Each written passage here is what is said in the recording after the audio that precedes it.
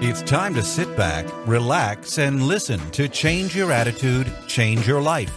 Change Your Attitude, Change Your Life will inspire, motivate, and empower you. Live your best life now. Listen, learn, think, and decide. Change your attitude, change your life. And now, here's your host, Joan Herman.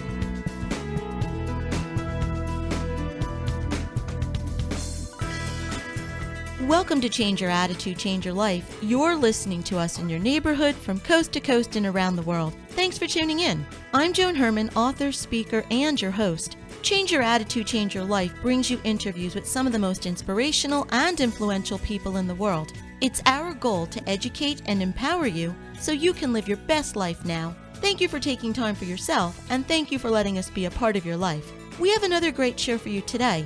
Joining me is Laurence Gonzalez, the author of the book, Flight 232, A Story of Disaster and Survival.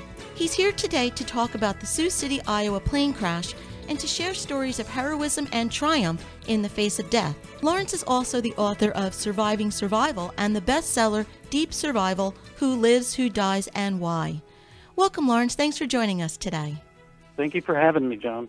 Laurence, 25 years ago, on July 19, 1989, the passengers of Flight 232 were having a normal flight when one of the pilots announced that they lost an engine and they would still be able to continue on using the two remaining engines. 44 minutes later, the plane crashed onto a runway in Sioux City, Iowa. It broke into pieces, burst into flames, and slid into a cornfield. You researched and interviewed air traffic controllers, rescue workers, survivors, and even the pilots. What did you learn happened during that flight? What went wrong? There was a flaw in one of the engines that caused the engine to explode, and there's the whole detective story of how they figured this out is in the book. But the short version is there was a fatigue crack, and the big wheel on the front of the engine, which you can see if you're out at the airport, it just exploded. It blew apart. And when it did that, it cut all the hydraulic lines. Bits of metal flew out, and the hydraulic lines are what control the steering of the airplane, so they were left with no steering whatsoever. Were you surprised after conducting this research that anyone survived at all? Yes. This was essentially a fatal accident from which a whole bunch of people survived. About two-thirds of the people lived through it. And amazingly, about 130 of those people just walked away. Walked away without a run in their stockings. And so it's really a unique crash in that we get to view it from the inside out, which is it just never happens that you get to do that. If this was a fatal crash, why do you think so many people did survive? I think it was a combination of factors. One, of course, being sheer luck. Another being the fact that when the plane crashed, it crashed right wing first, and so the left engine was still running. So the plane was really half flying at that point. And it went up on its nose, and it bounced. It literally bounced like a pogo stick on its nose as it was revolving around toward this cornfield. And it scuffed off the cockpit, and then it smashed first class and tore that off. And all of that smashing acted like a shock absorber for the people behind. So in the middle of the plane, there were a whole bunch of people who got the benefit, unfortunately, of other people's injuries and deaths, and came to rest still alive, hanging upside down in their seatbelts, as it turns out, with the plane on fire. Laurence, your work has dealt in researching and writing about people that are survivors. Are there commonalities among survivors? Are there particular traits, or does it always come down to luck or fate? No, there are definitely particular traits, and in my book, Deep Survival, I go through these 12 characteristics of survivors and explain them and talk about them, and I especially analyze these traits in terms of what's going on in your brain when these things are happening, because there's a lot of new brain science out there that can help us understand this. But there are definitely traits that help survivors, and you can see this in the book Flight 232, where certain people's attitude is, you know what, I'm going to get out of here. I'm going to get out of here alive, as opposed to simply freezing and hanging there and not doing something. There's some wonderful, wonderful human stories in there. One woman, picture this. You get on a plane. It's an ordinary Wednesday in July. It's a beautiful day. It's going to be a smooth flight. And all of a sudden an engine explodes and you realize you're going to die. And this one woman told me she was having an affair And she was realizing, oh my gosh, I've got to change the way I live if I ever get out of here. And it really changed her life for the better, amazingly. And she was one of the people who just walked away. Are there other stories of people that made dramatic life changes after facing death like that you're aware of? Oh, yes, definitely. A surprising number of people who got out, and got out basically uninjured, said to me, I would never want this to happen to anyone, but it really changed my life for the better. I came back appreciating life more and closer to my family, and I found God, and all sorts of stories like that. One of the reasons that I wrote this book, people say, well, why would you want to read about a plane crash? It's not the crash, it's these incredible, intense human stories that are told. And it's not my writing either, it's these people telling their stories. Well, and Laurence, that's why I wanted to do this topic for our show, because we're talking about a plane crash and surviving a really horrific tragedy like that. But so many people that follow this show and read our magazine, they're going through little tragedies of their own, maybe not on such a grand scale. But I wanted your stories, the stories that you share, to inspire those people that it doesn't always have to be a grand tragedy. Whatever situation someone's experiencing at the moment, you can take these lessons and bring them into your life to be able to move forward and get through whatever the difficult time is. And you see that a lot in this book, people simply rising above what they have to face. One of the main characters in the book is Susan White, who was a flight attendant. And Susan White was sitting in the very back of the plane in a jump seat, so she was behind the last row of seats, facing the lavatories when the plane crashed. And when the plane crashed, the tail broke off. She didn't realize this because she's facing backwards, right? Plane crashed, there's a huge fireball. She's seeing the fire go around her. Things are flying everywhere, and she's trying to keep from getting hit by these things. The lavatory explodes, and all this blue toilet water comes out and drenches her.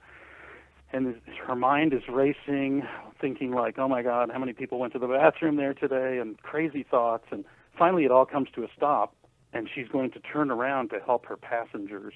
And she turns around, and there's no airplane there. There's just an open field. The airplane's completely gone. And she just freezes like, what happened? Where did the airplane go? How did I get here? How did I live through this? And her experience since then has been one of a very, very rich life, having come through this, and she came through without a scratch. Do you think it's important for people to talk about whatever tragedy they've gone through in order to heal? I think it's important for them to talk about it when they're ready to talk about it. Immediately after the crash in 1989, many people were approached by the press or by social workers and encouraged to talk, and they just weren't ready to talk. They were still too shaken up. But 23 years later, when I was interviewing them, they were ready to talk, and they did talk, and it was amazing, the outpouring of emotion that came with this, in many cases, for people who thought that they had completely put this behind them, and they would say, well, this really didn't affect me, I just went on with my life, and during our interview, they'd break down and cry and say, gosh, I didn't realize it was still in there. And so I think they got a lot out of doing this. In fact, I've had letters from people saying, I'm so glad you interviewed me because it really led to a lot of healing. So I think when the time is right, yes. But you can't force that sort of thing immediately after a traumatic event. Laurence, you spoke about the importance of attitude, that survivors tend to have a similar type of attitude to get through a difficult situation.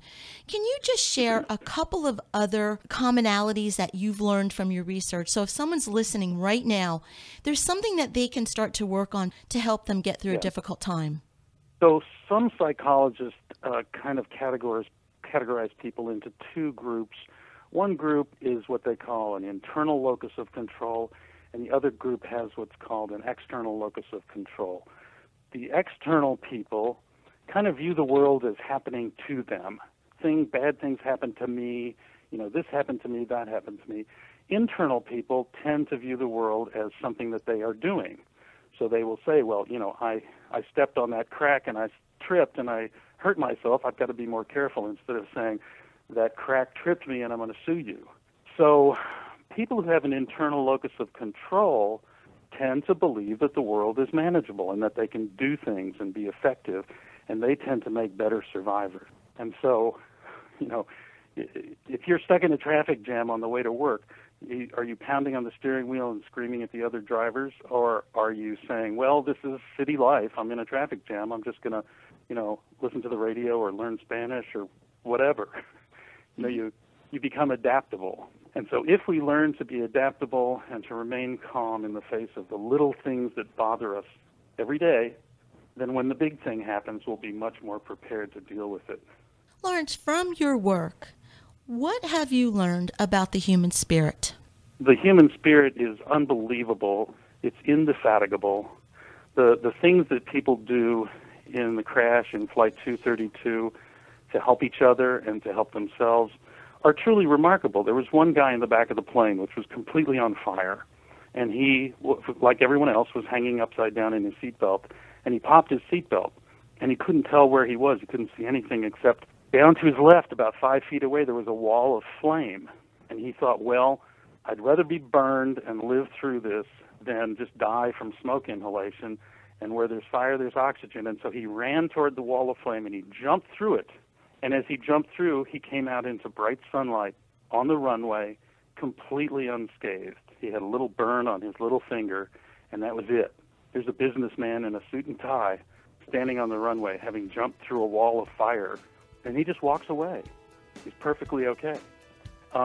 This kind of thing happens over and over again in Flight 232, and you just see the amazing strength of the human spirit.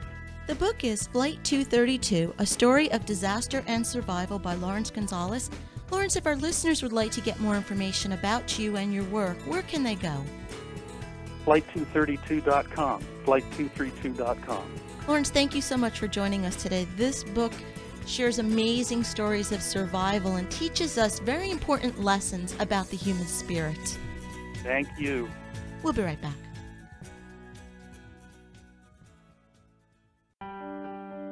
Hi, this is Joan Herman, host of Change Your Attitude, Change Your Life. Did you know that Change Your Attitude, Change Your Life has a free monthly digital magazine that can be read online or emailed to your inbox? Every month, nationally recognized leaders in their field provide information to educate, inspire, and motivate you. We believe in a holistic approach to life, incorporating mind, body, and spirit. Check out a copy of Change Your Attitude, Change Your Life 24/7. Visit CYACYL.com and be sure to tell your friends.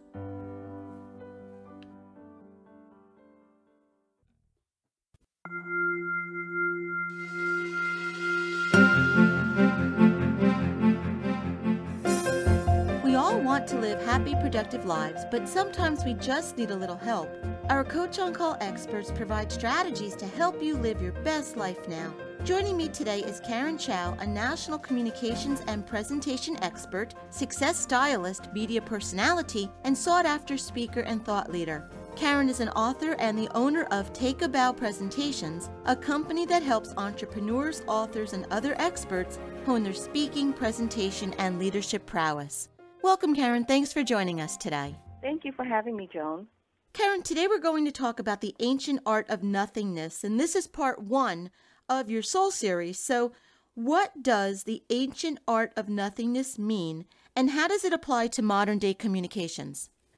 First of all, I want to thank you again for having me, and I'm really happy to share the Soul series with you that I've created, because it's the catalyst for relationships and for the speaker series that I will follow with later on, but all of these are integral to someone's overall success.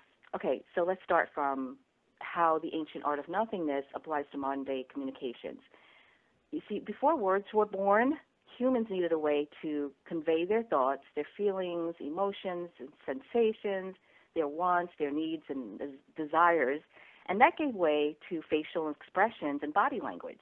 They had to find a way to respond to what they heard, what they felt, they saw, they touched, and in turn, they accomplished this by tapping into their inner being. Unlike today, where words are sometimes misused or abused and sometimes even used as a weapon, they relied on inward rather than outward stimuli, and that's how this art lends itself to communication. The Ancient Art of Nothingness is rooted in Taoism and Zen Buddhism, and the first order of the day is not to be mindful, but to empty our mind so that we can make room for open communications to manifest, first within ourselves and even later through thought transference to the universe. So unless we study the art of nothingness first, we can't become great students of human interaction and communication. So Karen, how can we use the ancient art of nothingness to help us find the wisdom, peace, and enlightenment that's necessary to fuel our soul? Okay, now we're touching on my favorite word in the whole world, Joan. It's meditation. So meditation is highly recommended. I live by that every single day, you know. Every morning when I get up, that's the first thing that I do. It sets the precedence for the rest of the day. So if the goal is to reach a higher state of consciousness so that you can move mountains without uttering a sound, then meditation will help you elevate to get there. The more you meditate, the closer you get to the state of quote-unquote nothingness. In order to tap into the art, we have to first tap into our inner being where silence and tranquility reside. And once we silence our minds or learn to silence them and allow our souls to communicate with the universe and the universe with us, the calmness that comes from peaceful dwelling is what shapes our new path and leads us to nirvana. So in this state of knowing, this is where we find everything we need to live in bliss. Karen, thank you so much for joining us today. I look forward to you coming back on the show. If our listeners would like to get more information about Karen, you can visit her website, KarenChow.com.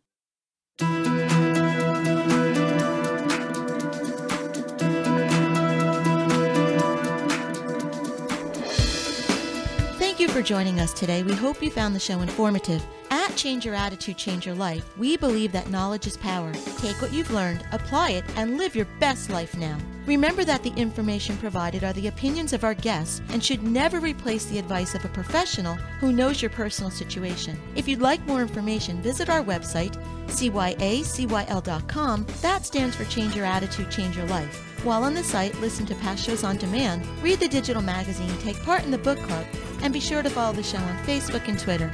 Until next time, this is Joan Herman. Thanks for tuning in.